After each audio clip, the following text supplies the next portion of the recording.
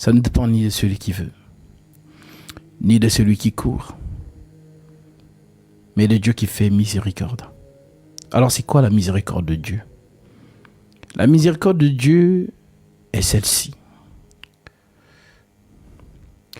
Romains 10, verset 14, que vous connaissiez tous. Et comme l'a dit Paul et Pierre avant moi, je ne cesserai pas de vous dire les mêmes choses, car pour vous cela est salutaire.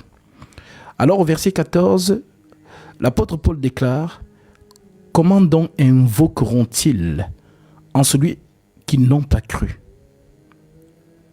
Et comment croiront-ils en celui dont ils n'ont pas entendu parler? Et comment entendront-ils parler s'il n'y a personne qui prêche? Et comment y aurait-il des prédicateurs s'ils ne sont pas envoyés? Selon qu'il est écrit qu'ils sont beaux les pieds de ceux qui annoncent la paix, de ceux qui annoncent de bonnes nouvelles. Mais tous n'ont pas obéi à la bonne nouvelle. Aussi Ésaïe dit-il, le prophète: Seigneur, qui a cru à notre prédication? Ainsi la foi vient de ce qu'on entend. Et ce qu'on entend vient de la parole de Christ. Mais je dis donc, n'ont-ils pas entendu? Au contraire, leur voix est allée par toute la terre, et leur parole jusqu'aux extrémités du monde. Mais je dis, Israël ne l'a-t-il pas su? Moïse le premier dit: j'exciterai votre jalousie par ce qui n'est point une nation. Je provoquerai votre colère par une nation sans intelligence. Ésaïe pousse la hardiesse jusqu'à dire: j'ai été trouvé par ceux qui ne me cherchaient pas. Je me suis manifesté à ceux qui ne me demandaient pas. Mais au sujet d'Israël, il dit: j'ai tendu les mains tous les jours vers un peuple rebelle et contredisant. Donc, vous comprenez ici que la foi, la vraie, c'est la parole. La foi, c'est la parole. La foi, c'est « Ah, je crois en Jésus ». Parce qu'il y a beaucoup de gens qui le disent. Remarquez bien, beaucoup de gens disent « Je crois en Jésus ».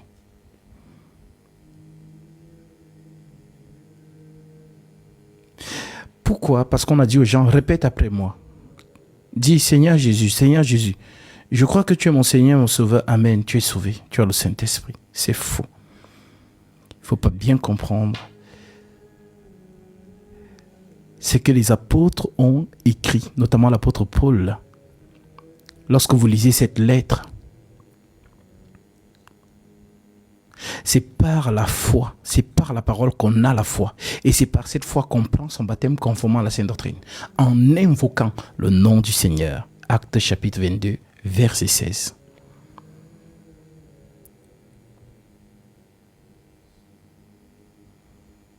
Alors, j'ai les larmes des apôtres. J'ai les larmes des prophètes, car c'est sur leurs enseignements que nous sommes fondés. Et lorsque je vois le travail qu'ils ont abattu, et ce que c'est devenu aujourd'hui, cela ne m'étonne pas puisque la prophétie est vivante. L'apôtre Paul, avant de partir, nous avait avertis. Prenons son avertissement. Dans Actes chapitre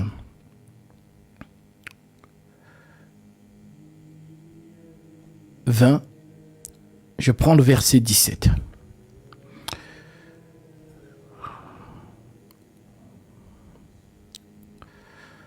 Cependant, de Milet, Paul envoya à chercher à Éphèse les anciens de l'Église. Lorsqu'il fut arrivé vers lui, il leur dit: vous savez de quelle manière, depuis le premier jour où je suis entré en Asie, je me suis sans cesse conduit avec vous, servant le Seigneur en toute humilité, avec larmes, et au milieu des épreuves que me suscitaient les embûches des Juifs. Vous savez que je n'ai rien caché de ce qui vous était utile et que je n'ai pas craint de vous prêcher et de vous enseigner publiquement et dans les maisons, annonçant aux Juifs et aux Grecs la repentance envers Dieu et la foi en notre Seigneur Jésus-Christ. Et maintenant, voici lié par l'Esprit. Je vais à Jérusalem, ne sachant pas ce qui m'y arrivera. Seulement, de ville en ville, l'Esprit Saint m'avertit que des liens et des tribulations m'attendent. Mais je ne fais pour moi-même aucun cas de ma vie, comme si elle m'était précieuse, pourvu que j'accomplisse ma course avec joie. Et le ministère que j'ai reçu du Seigneur Jésus, d'annoncer la bonne nouvelle de la grâce de Dieu. Et maintenant, voici, je sais. Voilà ce qu'il nous prophétise en son temps. Et maintenant, voici, je sais que vous ne verrez plus mon visage, vous tous auprès desquels j'ai passé prêchant le royaume de Dieu. C'est pourquoi je vous déclare aujourd'hui que je suis pur du sang de vous tous. C'est un thème qui désigne que je vous ai donné ce que Dieu m'a donné. Maintenant, vous êtes responsable de conserver cela jusqu'à la fin. Voilà pourquoi il dit « Je suis pur du sang de vous tous ». Je suis pur du sang de vous tous, car je vous ai annoncé tout le conseil de Dieu sans en rien cacher. Prenez donc garde à vous-même et à tout le troupeau sur lequel le Saint-Esprit vous a établi évêque, pour paître l'Église du Seigneur qu'il s'est acquise par son propre sang. Je sais, dit Paul, je sais qu'il s'introduira parmi vous des loups cruels qui n'épargneront pas le troupeau, et qu'il s'élèvera du milieu de vous des hommes qui enseigneront des choses pernicieuses pour entraîner les disciples après eux.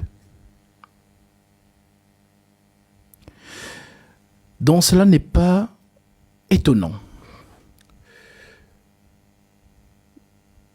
de voir que l'apôtre Paul nous avait déjà annoncé en amont les choses qui arriveront dans notre génération. Aujourd'hui, vous entendez les gens confesser une doctrine qui ne vient pas des apôtres.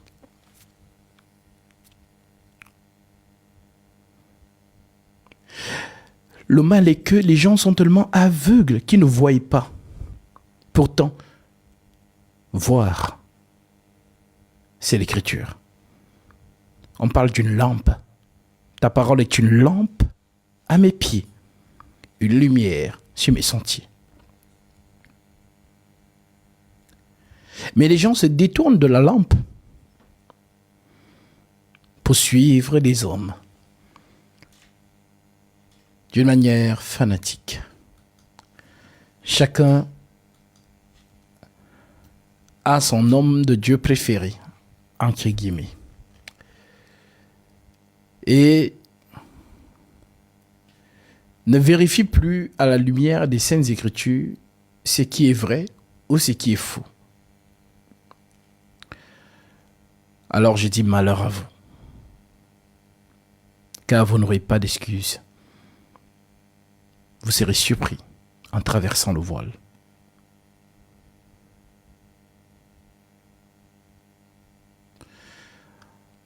Alors moi je te dis, aujourd'hui, dégage-toi comme une gazelle. Dégage-toi comme une gazelle.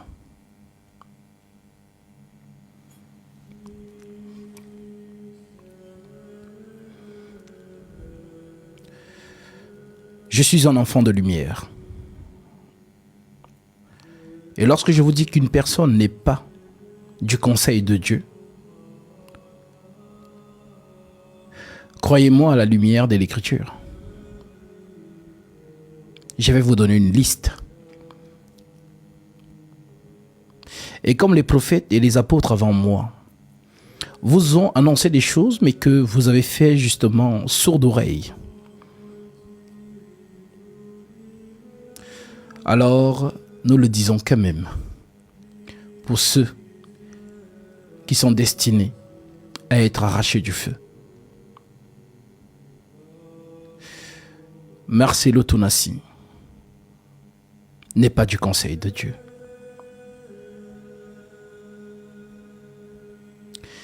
Ivan Castano et son frère ne sont pas du conseil de Dieu. Et tout le réseau qui va avec. Moïse Mbié du Congo, Maïka Lambiaï, Wilfried Zahui de la Côte d'Ivoire,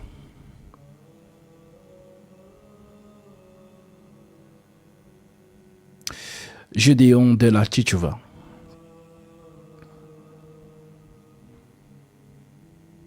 Karambiri, que vous connaissez tous, Kangoka, le Vatican, en passant du pape, et tout ce conclave.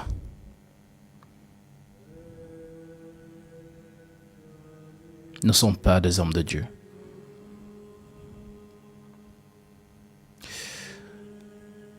Le prophète Lofli du côté des États-Unis n'est pas de Dieu. Makosso, Raoul Wafo, Kamdem Dionodor, Joël Tatou ne sont pas du conseil de Dieu. Alors, comme certains aiment toujours à dire « Oh, et toi donc, c'est toi l'homme de Dieu ?» Je vous dirais que l'Écriture parle plus que moi.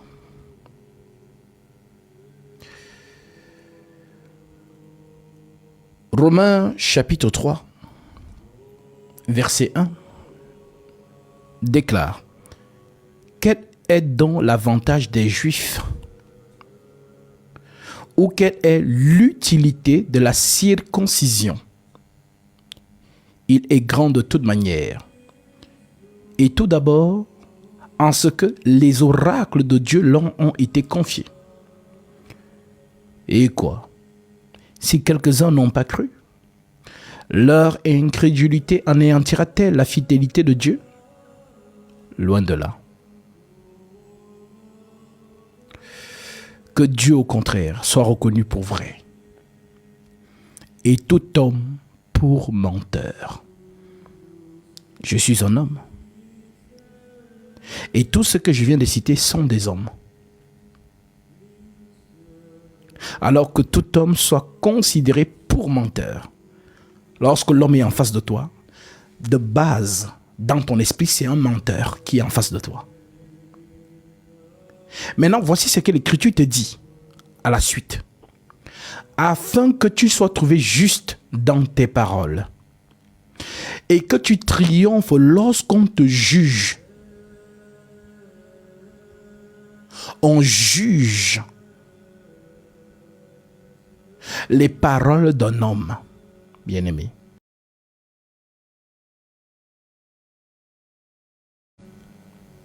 On juge les paroles d'un homme.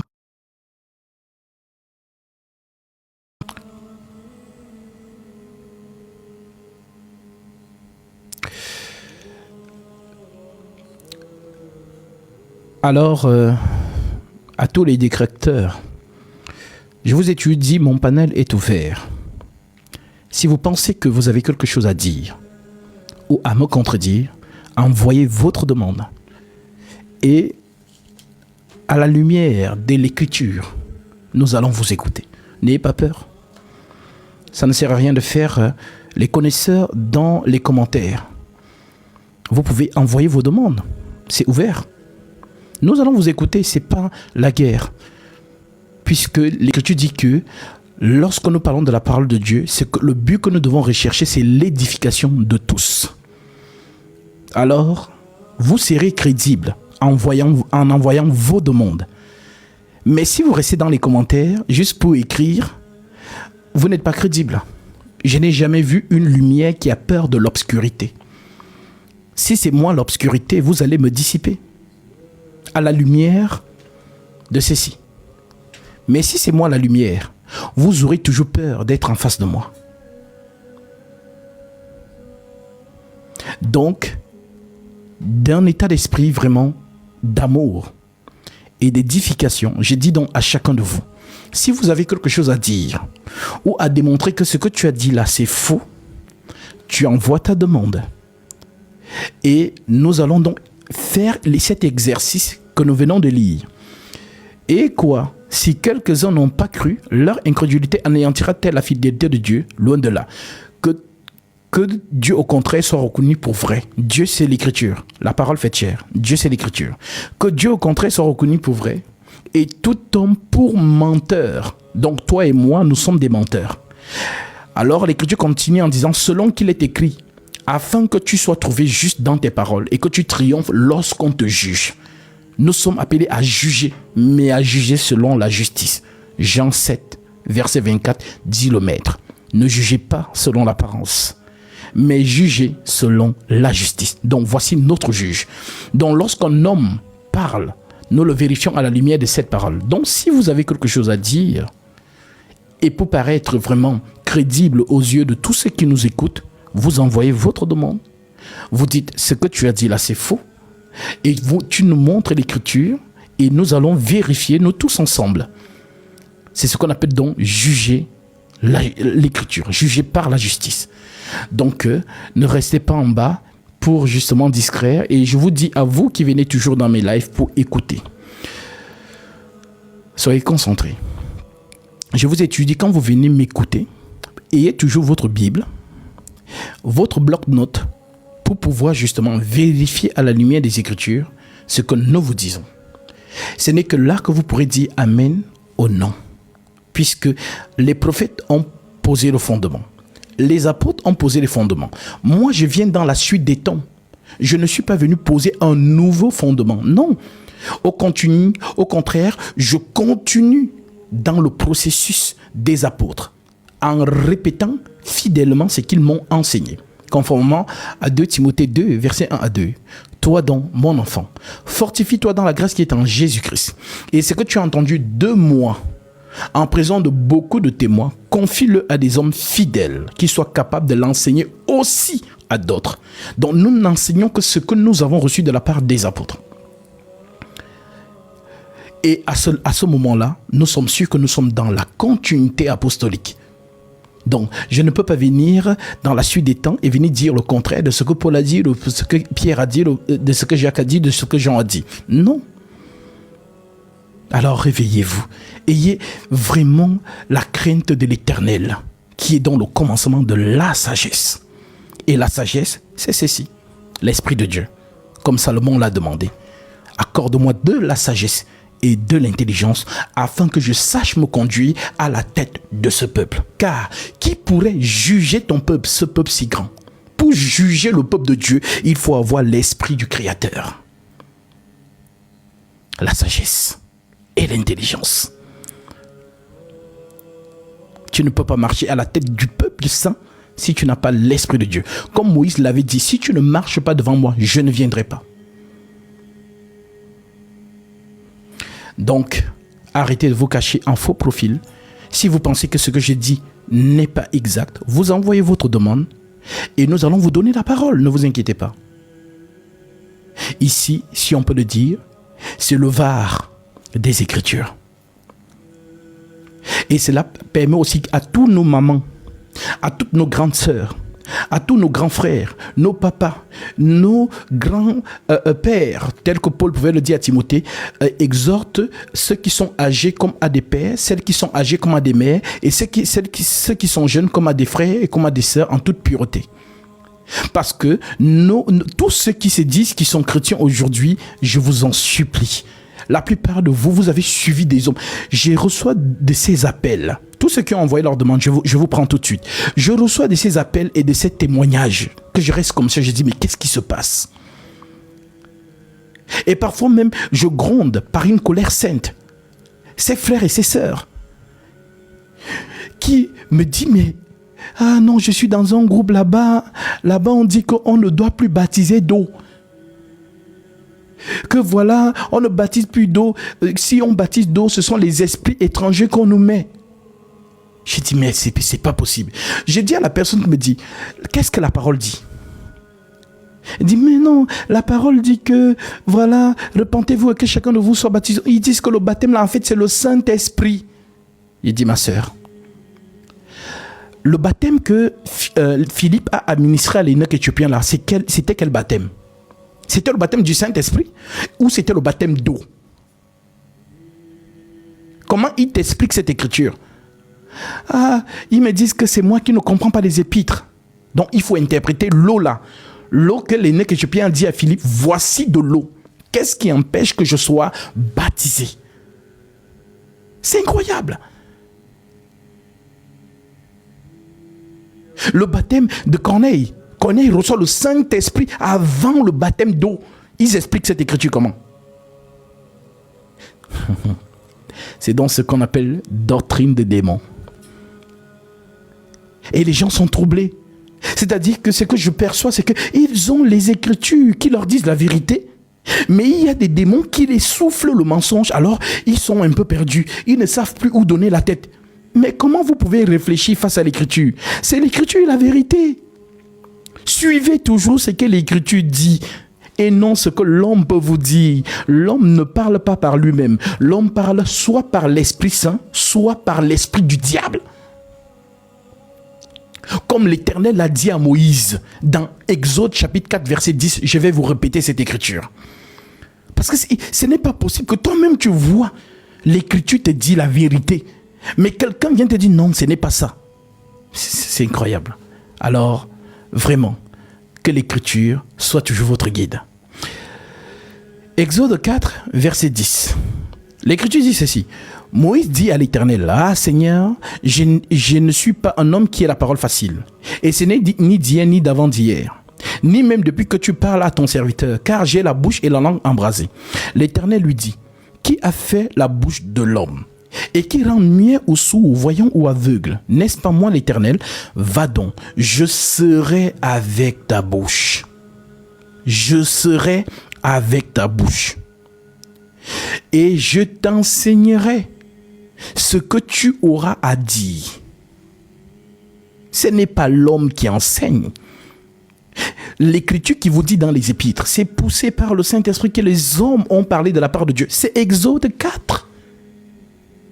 Va donc, je serai avec ta bouche et je t'enseignerai ce que tu auras à dire. L'homme que Dieu envoie dit les paroles de Dieu. Alors ma soeur, mon frère, toi qui m'écoutes, je ne sais pas où vous... Parce que les gens se sont improvisés d'être hommes de Dieu. Ont des cellules où ils emprisonnent des âmes. Et ils les disent du mensonge et ne veulent pas que vous veniez auprès, justement. Comme je dis toujours à ces personnes, ceux qui sont destinés à être égarés, ne vous inquiétez pas, vous allez toujours les conserver. Mais tous ceux et celles qui appartiennent à Dieu, ne vous inquiétez pas, vous ne pourrez pas faire en sorte qu'ils croisent notre chemin. Un jour ou l'autre, ils vont nous croiser, même sur TikTok. Alors, ayez-tu confiance à l'écriture? On baptise encore bel et bien. Parce que les apôtres ont baptisé au nom de Jésus-Christ pour le pardon des péchés. Donc celui qui vient vous dire que non, on ne baptise plus, c'est que c'est Satan vraiment qui ne veut pas que tu deviennes une seule plante conforme à sa mort et à sa résurrection.